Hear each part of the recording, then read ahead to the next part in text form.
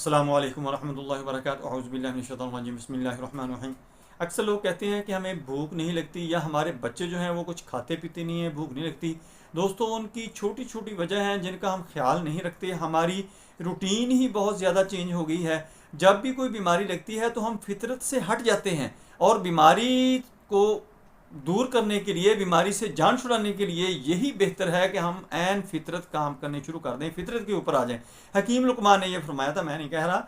हकीम लुकमान ने कहा था कि फितरत से हट जाना ही बीमारी है और फितरत के ऊपर आ जाना ही बीमारी से जान छुड़ाने का नाम है, यानी सेहतमंद होने का नाम है। दोस्तों, मेरी वीडियो को आगे शेयर कर दिया करें ताकि जिन लोगों को नहीं मिलती उनको भी मिल जाया करें। आपको भी फ़ायदा होगा, मुझे भी फ़ायदा होगा, लोगों को भी फ़ायदा होगा कि सेहत के मुतालिक उनको अवेयरनेस मिलना शुरू हो जाएगी। मैं हूं डॉक्टर हाफिज़ अब्दुल अंजम, आप देख रहे हैं यूट्यूब चैनल। मेरा आज का जो मौजू है वो है भूख का ना लगना और किसी चीज़ को खाने के लिए दिल ना करना। दोस्तों,